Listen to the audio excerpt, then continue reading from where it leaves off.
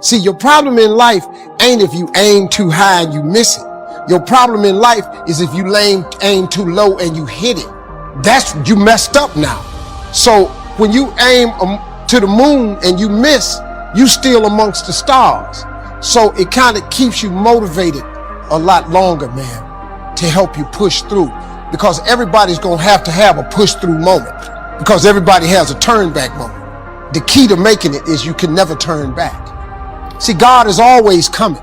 See, look, man, when you ask God for something, God boxes it up, put your name on it, and he ships it the day you ask for it. Soon as you ask for it, he ships it.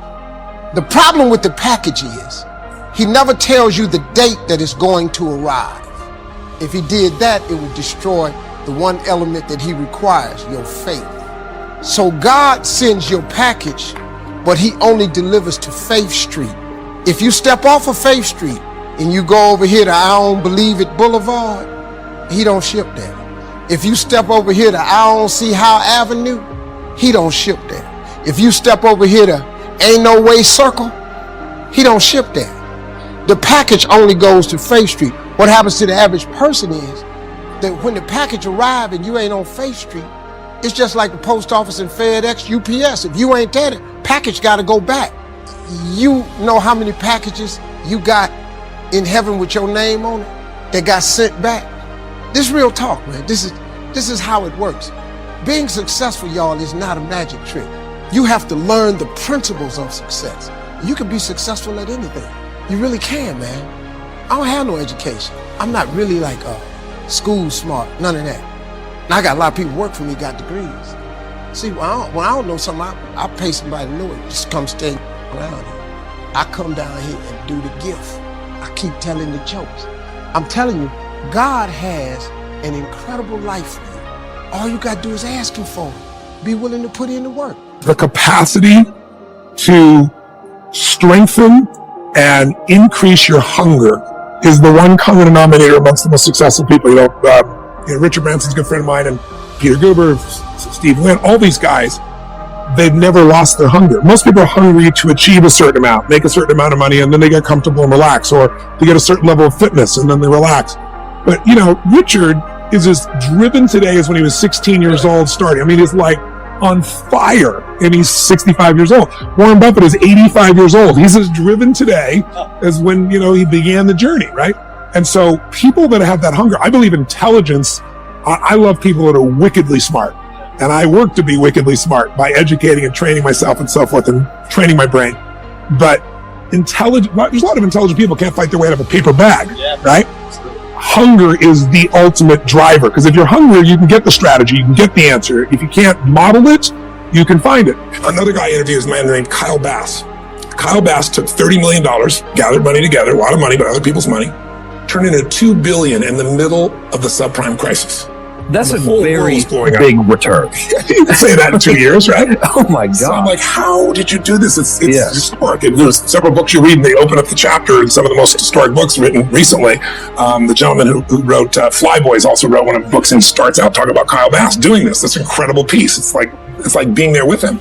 But the way he did it was he risked 6 cents to make $1, and he just leveraged that up. Wow. So he could be wrong how many times and still break even? 15, he could be wrong 15 times and make money. So, but he's also smart as hell. He looked at things, he evaluated things. It's more detailed than I explained in the book, but the core they all have in common is they risked for valuable returns. And I say to you, there's more in you right now than's represented in your bank account. There's more in you right now that's being reflected by your life right now. Your life is not a true reflection of your potential. You have greatness within you. And what's exciting about you and your business is you've now got the way. Whether you use it or not is up to you. Whether you cash it in or not is up to you. Whether you make a fortune or just a little, that's all up to you. Each person's ambition, it's called the same marketing, the same product. These products are the same for everybody here. The marketing system is the same. The difference is each person's philosophy and each person's individual ambition. But whatever your ambitions are, now you've got the ways and means. And here's what you've got the ways and means to do. Serve as many people as you would like. Now here's what's exciting about recruiting. With what you're involved in here, you can directly and indirectly affect the lives of dozens of people. Some of you are going to directly and indirectly affect the lives of hundreds of people. And some of you, if you wish, can directly and indirectly affect the lives of thousands of people. And the pay is accordingly. If you affect a few, you earn that pay. If you affect the many, you earn that pay. But the secret is found in the Bible. Service to many leads to greatness. Now, John Kennedy said it in his inaugural speech. Here's what he said: don't ask. Don't we wish that was the current political philosophy? Where is John Kennedy and his philosophy? John Kennedy said, don't ask. That's important if you understand philosophy. He said, don't ask what the people can do for you. Don't ask what the country can do for you. Don't ask what the government can do for you. That's not how you get rich. That's not how you have high self-esteem. That's not how you get trophies to put on the mantle above the fireplace, asking what the people can do for you. Don't ask, he said, what the people can do for you, but ask, what could I do for my country? And the country means the people. What could I do for the people? I want trophies. I want recognition. I want high self-esteem. I would even like a chance to make a fortune. John Kennedy said it's easy. Don't ask what the people can do for you, but ask, what could I do for the people? Could I directly and indirectly serve many in my country? Now, Zig probably said it best. Zig says money isn't everything, but it ranks right up there with oxygen. Zig says, my dentist told me, Zig, only floss the teeth you want to keep. You know, forget the rest. But here, Zig is famous for this now. This is one of Zig's philosophies, and it goes right along with the other two, the Bible and John Kennedy. Here's what Zig says: if you help enough people get what they want, you can have everything you want. If you help enough people get what they want, you can have everything you want. Now, wanting everything you want, we call that self-interest. But it's okay to have self-interest if you do it in a positive way.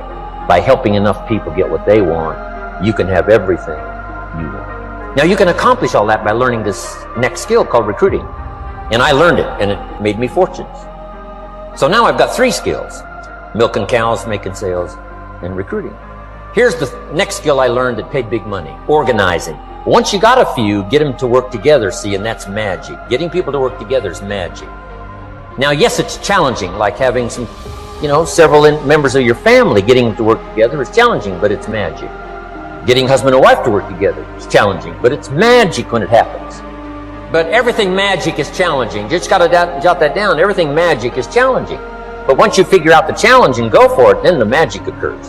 Let me tell you how magical people working together is. Let me quote the Bible again. It says, if 2 or 3 agree on a common purpose, nothing is impossible. Just try that on for your mental size.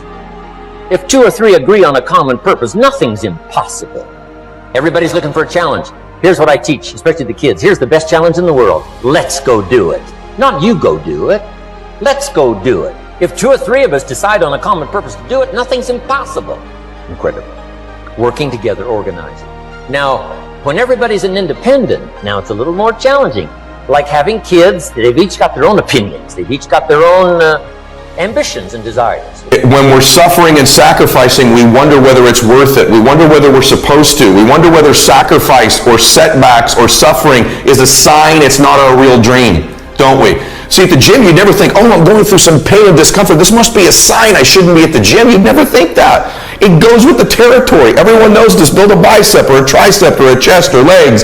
You have to break it down, suffer and sacrifice for it to grow. So while it's happening, there's no part of you that says, this isn't right. In fact, the indication of the pain and sacrifice and sweat, don't you feel better at the gym? You're like, wow, I really sacrificed today. I really suffered. So in that area, we all know to the extent we suffer and sacrifice is to the extent we grow. And your body is a metaphor for the rest of your life. But the rest of our life, every time we sweat, every time we sacrifice, every time we suffer, we don't do what we do at the gym. We start saying, well, wait a minute. Maybe I'm not supposed to be doing this. Maybe I'm not cut out. Maybe it's not my destiny. Maybe I just can't do it. It's the most unbelievable, ridiculous conclusion we draw, but it's what everybody does, which is another form of distraction, is doubt. The coins flip on each other all the time, don't they? Another form of distraction is just doubt, and doubt comes from the suffer. It comes from a loss. It comes from fear. It comes from the sacrifice. And so just remember this. You're supposed to suffer and sacrifice. So let me ask you a question. What are you willing to risk in order to make your dream come true? Nothing ventured, nothing gained. You're going to take a risk. Maybe it's financial. Maybe it's a risk of time. Maybe it's a risk at your job. Maybe it's a risk of looking bad. Maybe it's a risk of failing, of falling on your face, of going broke, of going through pain, of going through anxiety. Maybe it's even a risk in a relationship that's just going to be difficult while you do this. What are you willing to risk in order to win? And you have to accept that, because remember what I'm going to tell you. The price you will pay for not making your dream come true is far greater than the one that you will pay to make it come true. This owner, he's being so good to me. He's leaving me so much wheat. Ruth thought it was Boaz being good to her. The truth is, it was God being good to her. Boaz was the resource, but God was the source. God was the one speaking to Boaz, giving him that desire to be good to her. How many times has God spoken to people to be good to us and we didn't even know it? For no reason, they decided to help us. They opened a door. They gave us a position. They introduced us to a friend. They were a resource that the source was using.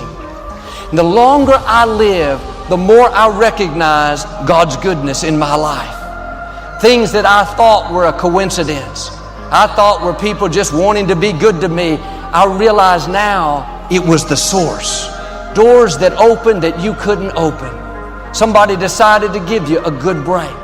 You were at the right place at the right time, met that person and fell in love. That wasn't a coincidence, that was the source.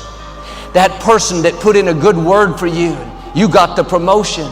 You weren't lucky, that was God speaking to them like He spoke to Boaz.